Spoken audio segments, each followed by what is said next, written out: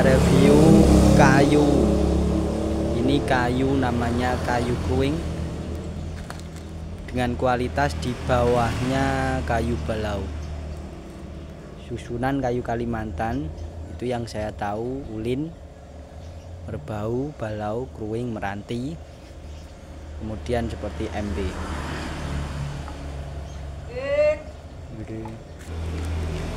Nah, ini kayunya namanya kayu kruing, bro. Kayu kruing ini ukurannya 4x6 dengan tekstur sedikit ada minyaknya seperti ini, bro ya. Tak jelaskan. Nah, sedikit ada minyaknya. Nah, ini berminyak itu seperti ini, ada getahnya seperti ini. Kalau dari samping, bro, bentar. Nggak bisa.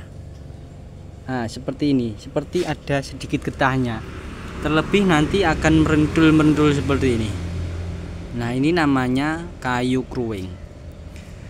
Tapi perlu diketahui, kayu kruing itu ada dua macam, bro. Yang pertama ampulur, yang kedua grit atau yang bisa dikategorikan yang asli.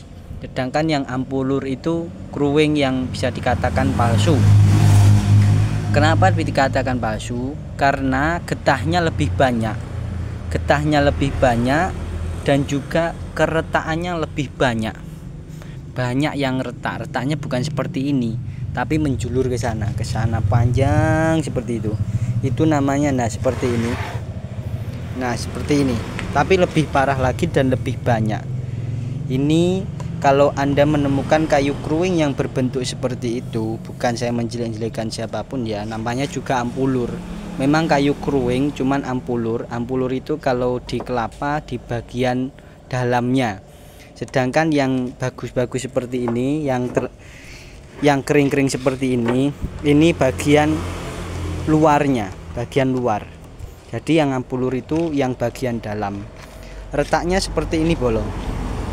Tapi banyak dan getahnya lebih banyak lagi. Nah, itu lebih getas, lebih mudah patah dibandingkan yang sampingnya, sama seperti glugu. Kalau luar itu lebih bagus daripada yang dalam. Soalnya yang dalam itu lebih getas dan lebih empuk dibandingkan yang luarnya. Pengenalan kayu kruing yang saya jelaskan seperti itu. Jadi jangan dianggap semua kayu kruing itu semuanya jelek, tidak, bolo. Karena ada dua mode tadi. Yang pertama kayu jenis ampulur, yang kedua memang kayu kruing yang berada di bagian luarnya. Kalau seumpama ini bulat, bolo ya. Ini bulatnya seperti ini. Nah, ampulur itu yang tengah ini. Ini yang tengah ini ampulur namanya.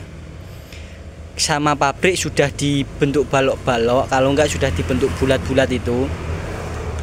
Nah, dibentuk balok dulu, bentuk balok ini diambil, yang sisi pinggir-pinggir ini diambil, kemudian diolahlah menjadi seperti ini. Tidak terlalu banyak getah, kemudian diolah di pabrik. Yang ampulur ini nanti yang berbentuk balok itu masih disiset. Kalau di pabrik disiset, diambil tipisnya untuk dijadikan triplek. Nah, yang terakhir yang sangat getah sekali, yang tengah-tengah itu nanti dibuang atau dibeli kepada penggergaji lokal. Nah, makanya di situ terkadang kalau Anda menemukan kayu kruing yang basicnya seperti itu, pasti harganya lebih murah dibandingkan yang samping. Yang bagian samping, yang olahan bagian samping, karena kekuatannya sudah beda dan juga teksturnya sudah beda, jelas jauh. Karena yang ampulur, kruing ampulur itu sudah pasti mudah patah, itu yang pertama. Yang kedua, banyaknya getah yang sangat-sangat banyak, jadi getahnya itu sangat melimpah, bolo. Seperti itu. Nah, ini yang saya pakai adalah yang bagian samping, kruing bagian samping. Ini sudah asli olahan pabrik yang dinamakan sisa ekspor. Sisa ekspor maksudnya sisa ekspor itu tidak masuk atau sortiran ekspor. Sortiran ekspor itu dalam arti karena dalam ekspor itu sangat ketat sekali seleksinya, mulai dari warnanya yang tidak serasi. Nah ini ada merah sekali, dan ini agak sedikit pudar merahnya. Ini sudah tidak masuk ke pabrik ke luar negeri. Itu yang pertama. Yang kedua, seperti ada sedikit goresan-goresan seperti ini sudah tidak masuk. Tapi kan tidak semuanya kayu saya seperti ini, enggak. Ini banyak yang utuh. Ini mungkin 1-2 saja. Ini juga utuh. Yang kemudian bengkong seperti itu, agak bengkong seperti itu, seleksi ke luar negeri juga tidak masuk, harus presisi. Nah seperti itu pengolahan di pabrik. Nah kalau ini sisa-sisa pabrik, ini sudah ada lubang-lubangnya seperti ini. Nah ini kemungkinan di luar sana, di luar negeri dijadikan dinding, kalau enggak kursi bangku yang terbuat dari kayu seperti ini. Jadi ini meskipun sudah sortiran bukan berarti jelek. Ini lebih bagus daripada lokalan karena sudah diseleksi oleh pabrik, kemudian diseleksi lagi guna untuk disortiri mana yang warnanya atau yang kelurusannya dan keserasian dan lain sebagainya tidak masuk, kemudian dijual ke lokal. Nah untuk mendapatkan kayu ini, kruing ini, tidak semua orang bisa. Ini harus orang dalam dari pabrik, dan hanya seluruh Jawa Timur hanya ada segelintir orang, mungkin 10 orang yang mengambil langsung dari pabrik yang seperti ini, soalnya semuanya orang dalam. Saya termasuk anak buahnya salah satunya. Jadi ini meskipun kayu kruing bukan sembarang kayu. Untuk kualitas kruing itu sebenarnya berada tepat di bawah kayu balau. Nah, di bawah kayu balau seperti ini. Ini warnanya, kalau balau itu warnanya putih bolo ya. Putih semu kuning. Jadi balau itu warnanya putih semu kuning. Kalau merah nggak ada sebenarnya balau merah, itu kamper.